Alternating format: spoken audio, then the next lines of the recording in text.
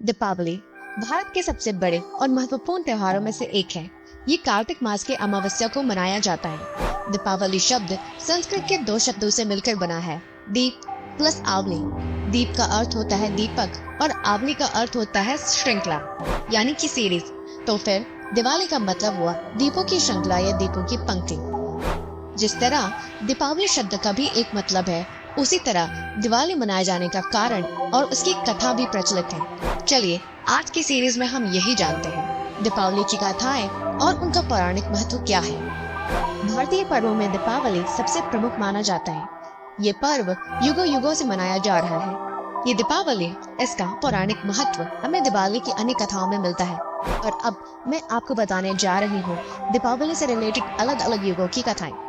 तो पहला है सतयुग की कथा।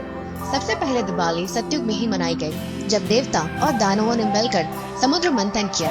इस मंथन से ऐरावत, चंद्रमा, उच्चश्रवा, पारिजात, वारुणी, रंभा आदि 14 रत्नों के साथ हलाहल विष भी निकला और अमृत घट को अपने हाथ में लिए धन्वंतरी भी प्रकट हुई। इसी स्वास्थ्य के आदि देव धन्वंतरी की जयंती से दीपोत्सव का आरंभ होता है, जो कि कार्तिक कृष्ण त्रयोदशी अर्थात धनतेरस को मनाया जाता है। इसके बाद इसी महामंथन से देवी महालक्ष्मी जन्मी और सारे देवताओं द्वारा उनके स्वागत में प्रथम दिवाली मनाई गई। दूसरा है त्रेता युग की कथा। त्रेता युग भगवान श्री राम के नाम से अधिक पहचाना जाता है। महाबलशाली राक्षसेंद्र रावण को हराकर 14 वर्ष वनवास में बिताकर राम के अयोध्या आगमन पर सारे नगरी दीप मालिकाओं से सजाई गई और यह पर्व अंधकार पर प्रकाश की विजय का प्रतीक दीप पर्व बन गया। दूसरा द्वापर युग की कथा नंबर 1। द्वापर युग श्री कृष्ण का लीला युग रहा और दीपावली में दो महत्वपूर्ण आयाम जुड़ गए। पहली घटना श्री कृष्ण के बचपन की है। इंद्र पूजा का विरोध कर श्री कृष्ण ने गोवर्धन पूजा करने का निर्णय लिया और श्री कृष्ण के स्थानीय प्राकृतिक संपदा के प्रति सामाजिक चेतना का जागृत किया और गोवर्धन के रूप में अन्नकूट की परंपरा बनी। कूट का अर्थ है पहाड़, अन्नकूट अर्थात भोज्य पदार्थ का पहाड़। वैसे भी श्री कृष्ण और बलराम कृषि के देवता हैं। उनकी चलाई गई अन्नकूट की परंपरा आज भी दीपोत्सव का अंग है। ये पर्व दीपावली के दूसरे दिन गोवर्धन पूजा के रूप में मनाया जाता है। यहाँ पर द्वापर युग की एक दूसरी कथा भी है। ये दूसरी घटना भी श्री कृष्ण से ही रिलेटेड है। नरकासुर नाम का एक राक्षस था। नरकासुर का वध करने के बाद एवं अपनी प्रिया सत्यभामा के लिए पारिजात वृक्ष लाने की घटना दीपोत्सव के एक दिन पहले अर्थात रूप चतुर्दशी से जुड़ी है। इसे नरक चतुर्दशी भी कहा जाता है।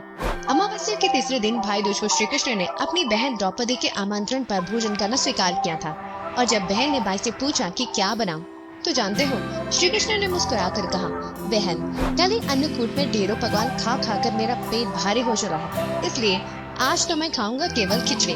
तो देखिए सारे संसार के स्वामी ने यही तो संदेश दिया था कि तृप्ति भोजन से नहीं भावों से होती है। प्रेम पकवान से कहीं अधिक महत्वपूर्ण है। इसके बाद आती है कलयुग की कथा।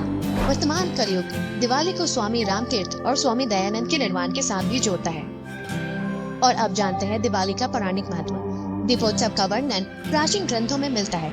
दीपावली से जुड़े कई ऐसे तथ्य हैं जो इतिहास के पन्नों में अपना विशेष स्थान बना चुके हैं और इस पर्व का अपना एक ऐतिहासिक महत्व भी है। धर्म की दृष्टि से दीपावली के त्योहार का ऐतिहासिक महत्व भी है। भगवान श्री विष्णु ने 3 पग में तीनों लोगों को नाप कर तथा राजा बलि की दानशीलता से प्रभावित होकर उन्हें पाताल लोक दिया और आश्वासन दिया कि उनकी याद में पृथ्वी में हर वर्ष दीपावली मनाई जाएगी। त्रेता युग में भगवान राम जब रावण को हराकर अयोध्या लौटे तब उनके आगमन पर दीप जलाकर उनके स्वागत में खुशियां मनाई गई। भगवान श्री कृष्ण ने नरकासुर का वध कार्तिक चतुर्दशी को किया था, जो कि दीपावली के एक दिन पहले की तिथि थी। इसी खुशी में अगले दिन अमावस्या को गोकुलवासियों ने दीप जलाकर खुशियां मनाई थी। जैन धर्म के 24वें तीर्थंकर महावीर स्वामी ने भी दीपावली के दिन ही बिहार के पावापुरी में अपना शरीर त्याग दिया। दीपावली के दिन ही अमृतसर के स्वर्ण मंदिर का निर्माण भी शुरू हुआ था। देवी महाकाली ने जब राक्षसों का वध करने के लिए रौद्र रूप धारण किया और राक्षसों के वध के बाद उनका क्रोध शांत नहीं हुआ, तो भोलेनाथ स्वयं उनके चरणों में लेट गए और शिव जी के शरीर स्पर्श मात्र से ही देवी महाकाली का क्रोध समाप्त हो गया।